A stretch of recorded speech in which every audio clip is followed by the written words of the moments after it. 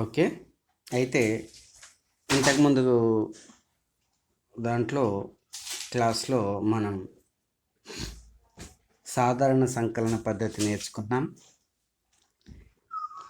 మొత్తం P1ని P0ని క్యాల్కులేట్ చేసి యాడ్ చేసి బై రూపంలో వేసేసి P1/P0 వేసేస్తే వచ్చే ప్రస్తుత సంకలనం సాధారణ సంకలన పద్ధతి నేర్చుకున్నాం. ఇప్పుడు రెండోది ధర. ఇక్కడ ఇచ్చాడు కదా, ధర సాపేక్షాల సాధారణ సగటు పద్ధతి. అందులో రాయొద్దు, ఈ అటెండెన్స్ రిజిస్టర్ తీసుకో. సాధారణ సాపేక్ష ధర సాపేక్షాల సాధారణ సగటు పద్ధతిలో కనుక చూస్తే 2 స్టెప్స్ ఉంటాయి. మనకి సూత్రం యాజ్ ఇట్ ఈజ్గా ఉంటుంది, కానీ బై n తీసుకోవడం జరుగుతుంది. అయితే ఈ 2 స్టెప్స్ మనం ఈ లెక్క ద్వారా చూసుకుందాం. లెక్క మనకి ఇక్కడ ఇవ్వడం జరిగింది. ఏ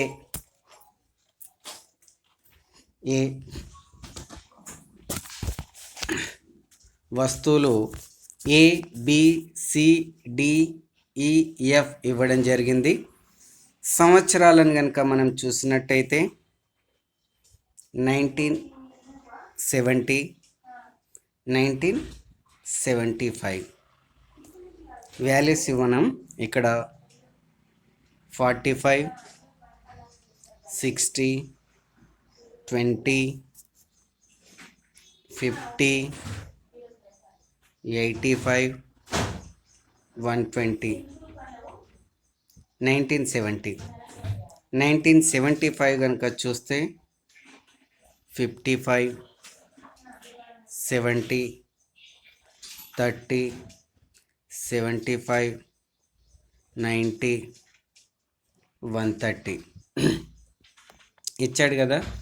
అయితే 70 మరియు 71ల నాటి వస్తువుల ధరల ఆధారంగా సాపేక్ష ధరల సగటు అంకమధ్యమం ద్వారా లెక్కించడం జరుగుతుంది. కాబట్టి మనం అయితే ఇక్కడ కనుక మనం చూస్తే మనం వస్తువులు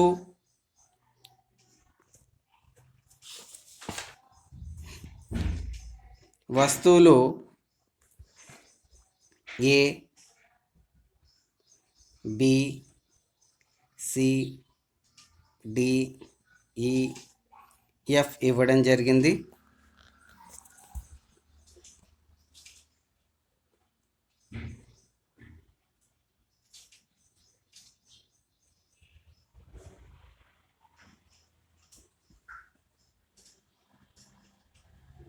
(1970) 45, 60, 20, 50, 85, 120. నెక్స్ట్ 75, 55, 70, 30, 75, 90, 130 ఇవ్వడం జరిగింది. అయితే ఇంతకుముందు లెక్కకి దీనికి డిఫరెన్స్ ఏంటంటే, ఇక్కడ మొత్తం టోటల్ని కలిపి మనం ఈ ఆధార సంవత్సరాన్ని ప్రస్తుత సంవత్సరాన్ని టోటల్ చేసి మనం బై రూపంలో వేసేవాళ్ళం. కానీ ఇక్కడ ధరల సాపేక్షం ఆధారంగా అంటున్నాడు కాబట్టి ప్రతి సంవత్సరానికి మనం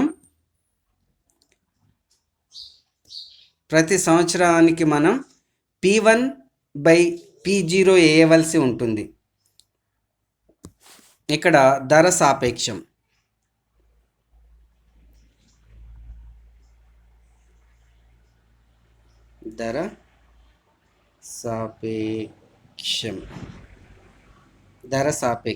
ఈ ధర సాపేక్షం లోపల మనకి ధర సాపేక్షాల సూత్రం ఏముంది? మనకి P1/P0 sigma P1/σP0 into 100.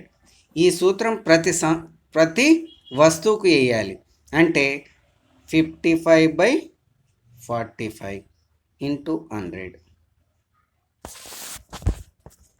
Into 100 ఎంత 122.22. నెక్స్ట్ ఇక్కడ 70/60 into 100 116.67. Next 30/20 into 100 150.00. Next 75/50 into 100 105.88. 90/85 into 100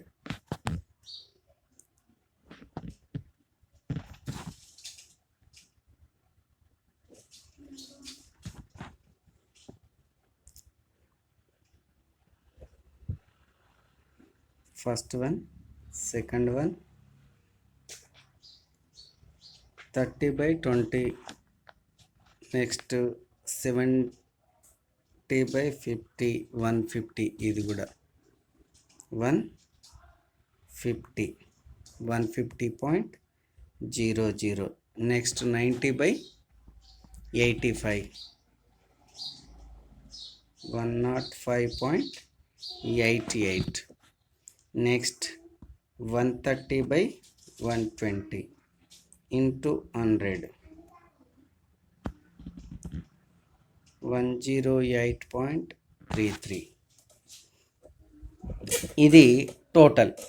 అయితే ఇది అంక మధ్యమం ద్వారా మనం ధర సాపేక్షాలను లెక్కించుకోవడం జరిగింది. ఇక్కడ మొత్తాన్ని కూడి ఆధార సంవత్సరం యొక్క మొత్తాన్ని కూడి ప్రస్తుత సంవత్సరం యొక్క మొత్తాన్ని కూడి కాకుండా ప్రతి వస్తువుకి సాపేక్షాన్ని లెక్కించవలసి ఉంటుంది. ఈ లెక్కించిన మొత్తాన్ని యాడ్ చేయవలసి ఉంటుంది. అప్పుడు మనకి సిగ్మా పి ఈజ్ ఈక్వల్ట్, ఇది పి కదా మనకి సాపేక్ష ధర అంటే P, sigma P is equal to 753.13. ఈ మొత్తాన్ని మనం ఏ సూత్రంలో వేయాలి? ఇక్కడ చూడండి, ఇక్కడ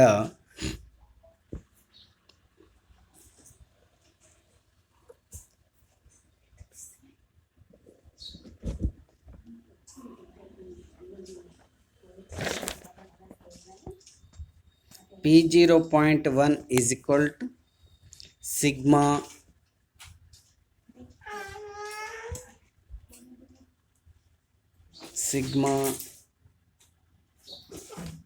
P1 by P0 into 100 by n. ఈ total sigma P1 by P0 into 100 is equal to 753.13. n is equal to 1 2 3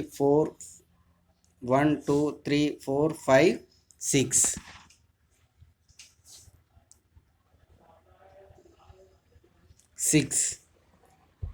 6 కాబట్టి by 6 వేసినప్పుడు మనకి 125.52 వస్తుంది. ఇక్కడ చూడండి, ఈ టోటలు ఏదైతే P ఈజ్ ఈక్వల్ టు మనం ఇవి క్యాల్కులేషన్ చేస్తూ వచ్చామో వాటిని టోటల్ చేసిన తర్వాత వచ్చిన మొత్తాన్ని ఈ సూత్రంలో ప్రతిక్షేపిస్తే n ఈజ్ ఈక్వల్ టు 6 కాబట్టి నంబర్ ఆఫ్ గూడ్స్ 6 కాబట్టి బై 6 వేస్తే 125.55 2 వస్తుంది. ఈ 5 2నే ప్రస్తుత ధర సాపేక్షాలుగా పీగా లెక్కించడం జరుగుతుంది. అంటే సూక్ష్మంగా ఇంతకుముందు లెక్కకి దీనికి ఇంకా సూక్ష్మంగా ఉందని చెప్పవచ్చు. అయితే ఇక్కడ మనకి ఏదైతే ఈ వాల్యూస్ ఉన్నాయో వీటిని లాగర్థంలో కనుక చూస్తే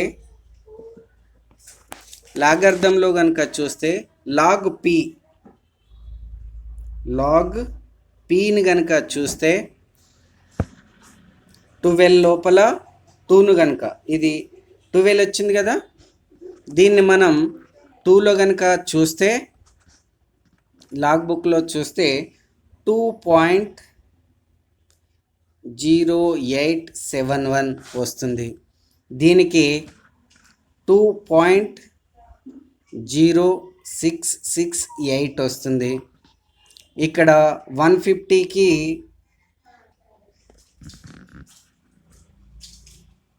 2.1761 వస్తుంది.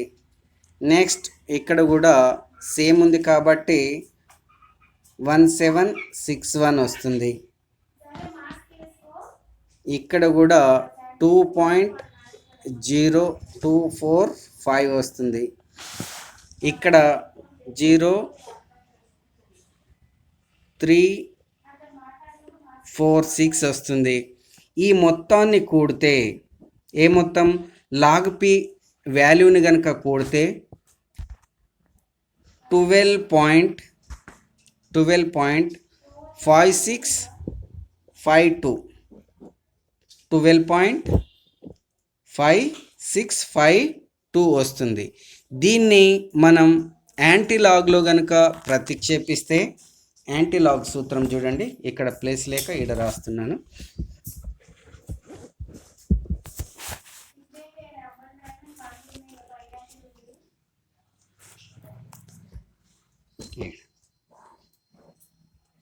యాంటీలాగ్ సూత్రం కనుక చూస్తే గుణమధ్యమం రూపంలో సిగ్మా P01 ఈజ్ ఈక్వల్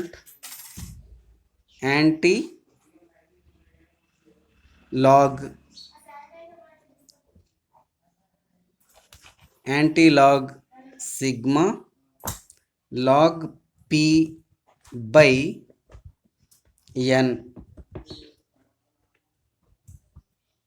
ఇది సూత్రం. ఈ సూత్రంలో కనుక మనం ప్రతిక్షేపిస్తే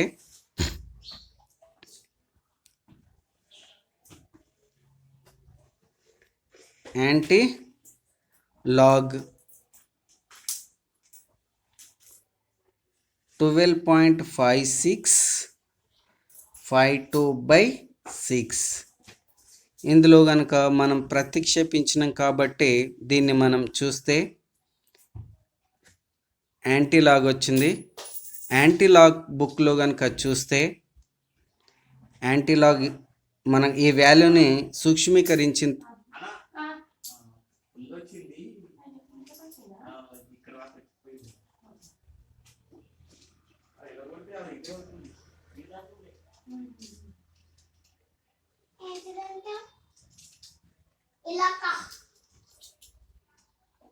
టూ 0942 వచ్చింది. దీన్ని యాంటీలాగ్లో కనుక చూస్తే 124.3 వస్తుంది. 124.3 అంటే మనకి సగటు పద్ధతిలో అయినా గుణమధ్యమం ద్వారా అయినా నియరెస్ట్ వాల్యూ వస్తుంది. కాబట్టి దీన్ని రెండు పద్ధతులలో లెక్కించవచ్చు. Okay, thank you. ఓకే, ఇప్పుడు మనకి ఆభారిత సూచి సంఖ్యల మెథడ్స్ అయిపోయింది. భారిత సూచి సంఖ్యలను కనుక చూసినట్టయితే ఈ భారిత సూచి సంఖ్యల లోపల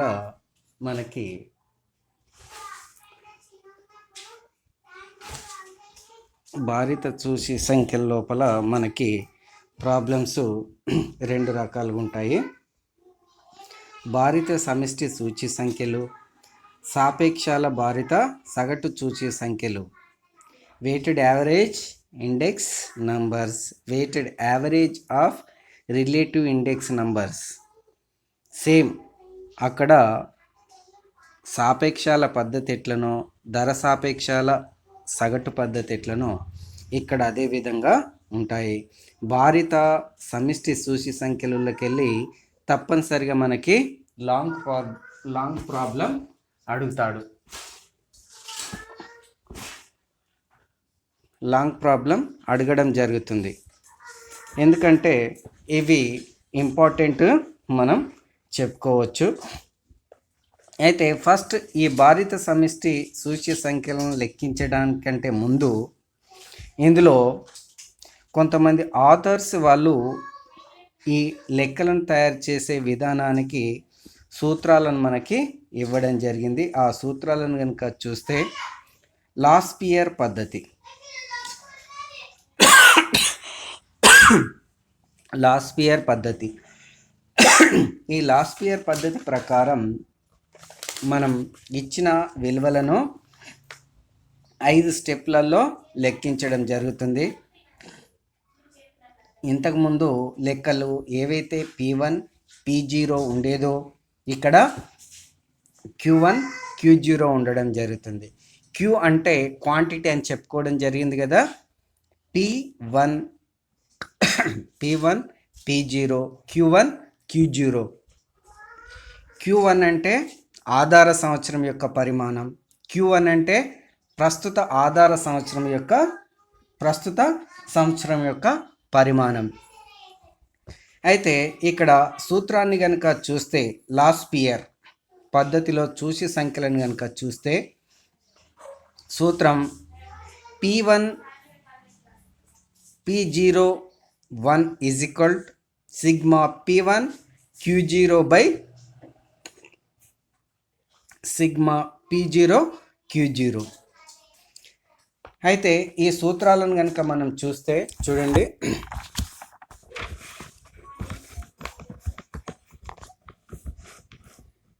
ఫస్ట్ వన్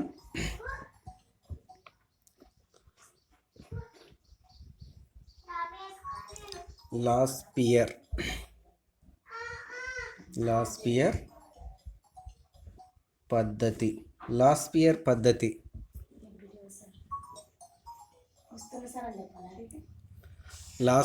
పద్ధతి. ఈ లాస్పియర్ పద్ధతి లోపల కనుక మనం చూస్తే P0.1 is equal to sigma P1 Q0 by sigma P0 Q0 into 100. ఈ విధంగా ఇది లాస్పియర్ పద్ధతి. మనకిచ్చిన విలువ P1 P0 విలువ ప్రస్తుత సంవత్సరం యొక్క ధర, ఆధార సంవత్సరం యొక్క ధర. అదేవిధంగా Q1 ప్రస్తుత సంవత్సరం యొక్క పరిమాణం, Q0 ఆధార సంవత్సరం యొక్క పరిమాణం. ఈ వాల్యూస్ని మనం ఇంటూ రూపంలోకి మళ్ళించి ఈ సూత్రాన్ని వేయవలసి ఉంటుంది. నెక్స్ట్ ఈ సెకండ్ ఫిషర్ పద్ధతి, పాసి పద్ధతి.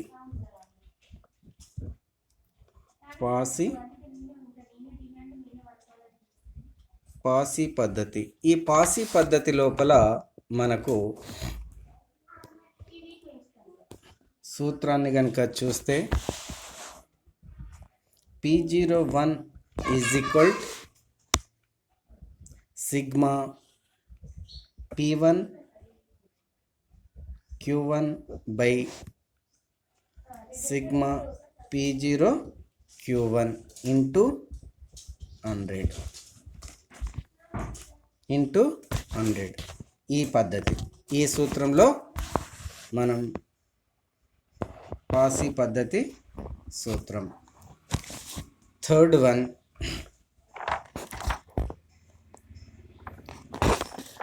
మార్షల్ ఎడ్వర్డ్ పద్ధతి.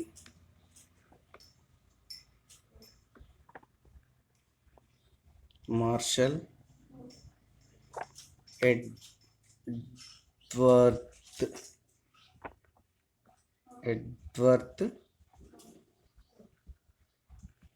పద్ధతి మార్షల్ ఎడ్వర్త్ పద్ధతి లోపల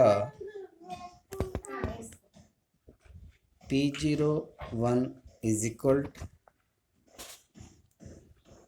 sigma P1 Q0 plus sigma P1 Q1 by sigma P0 Q0 plus sigma P0 Q1. అంటే ఇక్కడ చూడండి, మార్షల్ ఎడ్వర్త్ పద్ధతి కనుక చూసినట్టయితే ఈ P1 Q0 sigma P0 Q0 sigma P0 Q0. Next పాషి పద్ధతి sigma P1 Q1 sigma P0 Q1. అంటే లాస్పియర్ పాషి పద్ధతి రెండు కలిపి మార్షల్ ఎడ్వర్త్ పద్ధతిగా మనం గుర్తుంచుకోవచ్చు. నెక్స్ట్ ఫోర్త్ వన్ కనుక చూస్తే, అంటే మార్షల్ ఎడ్వర్త్ సూత్రం ఏమర్థమవుతుంది మనకి? లాస్పియర్ పాసి పద్ధతి ఏవైతే రెండు పద్ధతులు ఉన్నాయో ఆ రెండు పద్ధతుల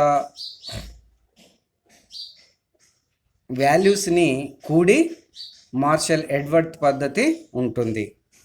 నెక్స్ట్ డార్బిష్ బౌలే ధర పద్ధతి. డార్బిష్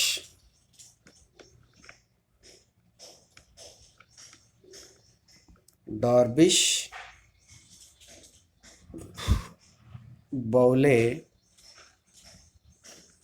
ధర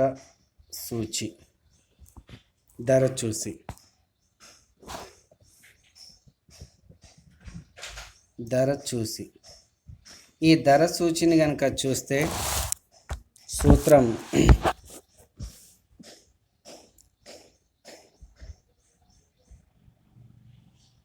P0.1 is equal to 1/2. ఇక్కడ మళ్ళీ sigma P1 Q0 by sigma P0 Q0 plus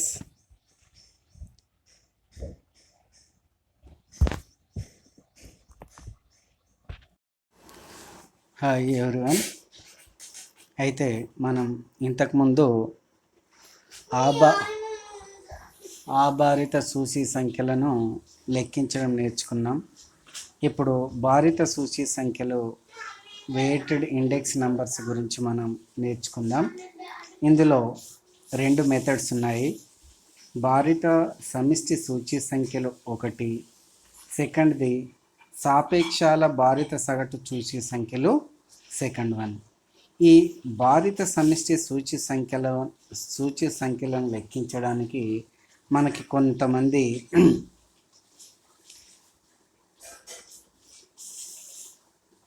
కొన్ని రకాల ఫార్ములాస్ మనకి ఇవ్వడం జరిగింది. స్టాటిస్టిక్స్కి సంబంధించి లాస్పియర్ పద్ధతి. ఈ లాస్పియర్ పద్ధతి లోపల మనం ఇంతకుముందు చెప్పుకున్నట్టుగానే 5 స్టెప్లలో కంప్లీట్ చేయవలసి ఉంటుంది. ఈ 5 స్టెప్లలో కంప్లీట్ చేయడానికి మనకు ఇక్కడ సూత్రం ఇవ్వడం జరిగింది. ఈ సూత్రాన్ని కనుక చూసుకుంటే చూడండి, ఆల్రెడీ మనకు ముందు క్లాస్లో లాస్పియర్ పద్ధతి లోపల sigma 01 is equal sigma P1 Q0 by P0 Q0 into 100. ఇది లాస్పియర్ నెక్స్ట్ పాసీ పద్ధతి. పాసీ పద్ధతి లోపల P01 is equal sigma P1 Q1 by sigma P0 Q1 into 100. అదేవిధంగా మార్షల్ ఎడ్వర్త్ పద్ధతి. అయితే ఏవైతే ఈ లాస్పియర్ పద్ధతి మరియు పాసీ పద్ధతి ఏవైతే ఉన్నాయో ఈ రెండు పద్ధతుల కలయికయే మార్షల్ ఎడ్వర్త్ పద్ధతిగా చెప్పుకోవచ్చు. ఎందుకంటే చూడండి, ఇక్కడ P01 sigma P1 Q0 by sigma P0 Q0. Next Paasche P1 Q0 by P0 Q1 into 100. ఈ విధంగా మనకి ఈ మార్షల్ ఎడ్వర్త్ పద్ధతి మూడోది.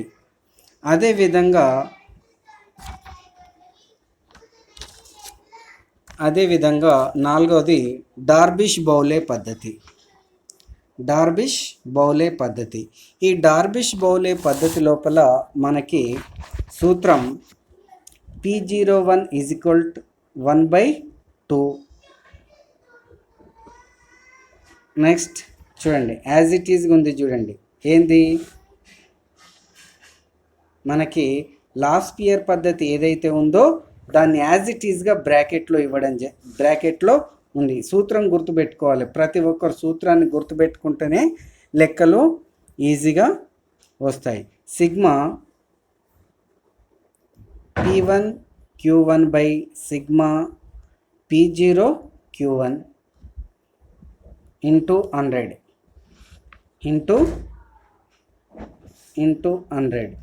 ఇంటూ 100. అయితే ఇక్కడ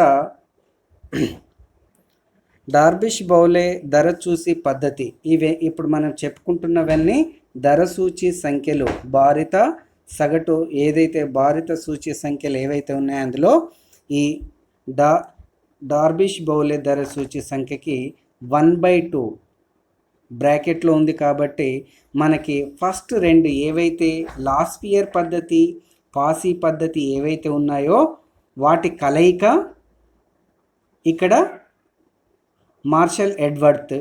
దానికే బ్రాకెట్ తొలగిస్తే డార్బిష్ బౌలే ధర సూచి సంఖ్యలో వస్తుంది. దానికి /2 చేయవలసి ఉంటుంది. నెక్స్ట్ ఫిఫ్త్ వన్ కనుక మనం చూసినట్టయితే ఫిషర్స్ ఆదర్శ చూసి సంఖ్యలు. ఫిషర్స్ ఆదర్శ సూచి సంఖ్యలు.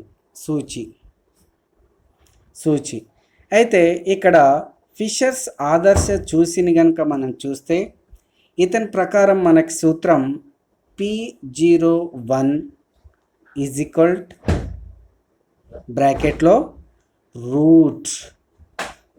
Route sigma P1 Q0 same by sigma P0 Q0 same into ఇక్కడ ఏముంది ప్లస్, ఇక్కడ ఇంటూ, ఇక్కడ బ్రాకెట్, ఇక్కడ రూట్.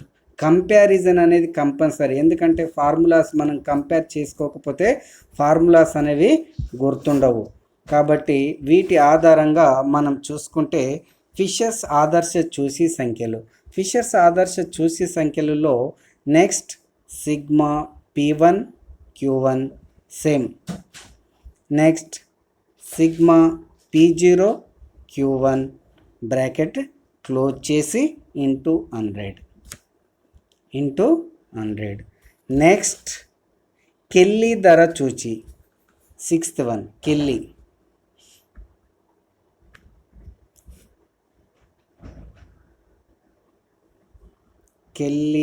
ధర సూచి. కెల్లీ ధర చూసికి ఇక్కడ మనకి సింపుల్ ఫార్ములా ఉంది, కానీ ఈ అన్ని ఫార్ములాస్తో లింక్ అయి ఉంటుంది. కాబట్టి ఈ ఫార్ములాస్ మనకి చాలా ఇంపార్టెంట్ అని చెప్పుకోవచ్చు. P01 is equal sigma P1 Q by sigma P0 Q into 100. ఇక్కడ Q ఈజ్ ఈక్వల్, ఇక్కడ ఏదైతే Q ఉందో ఈ Q ఈజ్ ఈక్వల్ స్థిర పరిమాణ భారములు, స్థిర పరిమాణ భారములు, స్థిర పరిమాణ భారములు. కాబట్టి ఇది ఇంపార్టెంట్గా చెప్పుకోవచ్చు. ఇందులో Q మనకి స్థిర పరిమాణ భారములు ఉంటేనే దీన్ని లెక్కించడం జరుగుతుంది, ఉంటాయి కూడా తప్పనిసరిగా. నెక్స్ట్ వాల్స్ ధర సూచి సంఖ్యలు. వాల్స్, నెక్స్ట్ వన్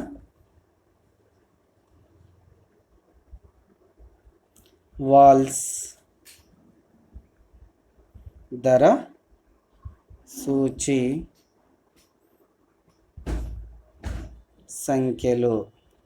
వాల్స్ ధర సూచి సంఖ్యలు. ఈ వాల్స్ ధర సూచి సంఖ్యలకి మనకి formula P01 is equal sigma P1W by sigma POW into 100W is equal root Q0 Q1. ఈ సూత్రం మనకి వాల్స్ ధర చూచి సంఖ్యలకు P01 is equal sigma P1W by sigma POW into 100. Next Walsh కాబట్టి డబుల్తో చూపించడం జరుగుతుంది. Walsh is equal to root Q0 into Q1గా చెప్పడం జరుగుతుంది. అయితే ఇక్కడ మనం ఈ ఏవైతే 7 ఫార్ములాస్ ఉన్నాయో ఈ 7 ఫార్ములాస్ని మనం చూడండి, 7కి 7 మీకు కనబడతాయి. 7 ఫార్ములాస్ని మనం క్లియర్గా నేర్చుకోవాల్సి ఉంటుంది మీరు.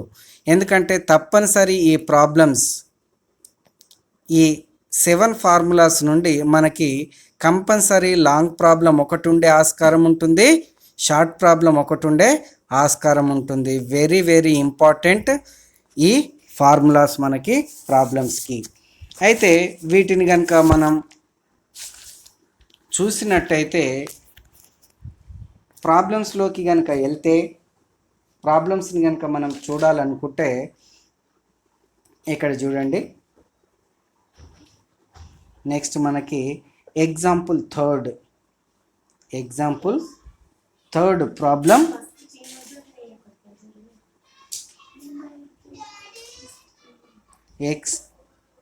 ఉదాహరణకి థర్డ్ చూసినట్టయితే ఈ దిగువ దత్తాంశం నుండి లాస్పియర్, పౌసీ, బౌలే, ఫిషర్స్ ఆదర్శ చూసి, మార్షల్, ఎడ్వర్డ్ మరియు వాల్స్ చూసి సంఖ్యలను కనుగొనండి మరియు 2 సంవత్సరాల పరిమాణముల భారముల సాధారణ సగటును తీసుకొని కెల్లి చూచి సంఖ్యలను లెక్కించండి. అంటే ఓవరాల్గా మనకి ఈ ప్రాబ్లం లోపల ఈ అన్ని ఫార్ములాస్కి సంబంధించి ప్రాబ్లం ఉంది కాబట్టి అన్నీ ఇదే మోడల్లో ఉంటాయి. కాబట్టి మీరు ఫార్ములాస్ కన్ఫ్యూజ్ లేకుండా నేర్చుకుంటే చూడండి. ప్రాబ్లమ్స్లోకి వెళ్తే వస్తువులు AB, ఆధార సంవత్సరం, ప్రస్తుత సంవత్సరం, ధర, పరిమాణం యూనిట్లలో, ధర రూపాయలలో మనకి పరిమాణాన్ని యూనిట్లలో చూపించడం జరుగుతుంది. ఆధార సంవత్సరం ధర ఇచ్చాడు, ఆధార సంవత్సరం యొక్క పరిమాణం ఇచ్చాడు, ప్రస్తుత సంవత్సరం యొక్క ధర ఇచ్చాడు, ప్రస్తుత సంవత్సరం యొక్క పరిమాణం ఇచ్చాడు.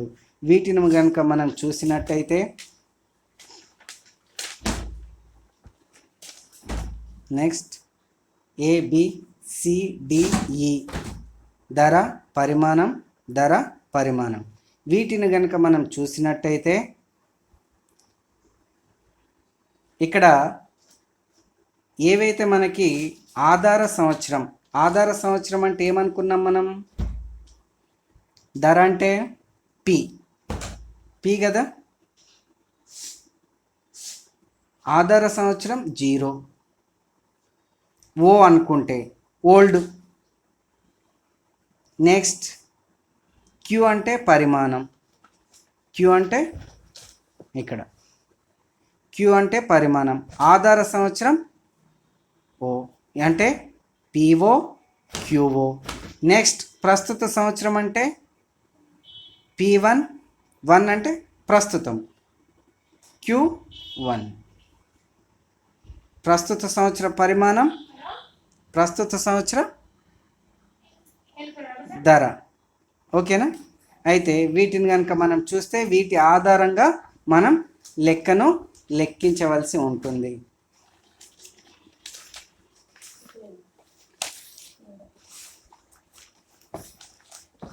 చూడండి, ఇక్కడ మనం లెక్కను కనుక తయారు చేస్తే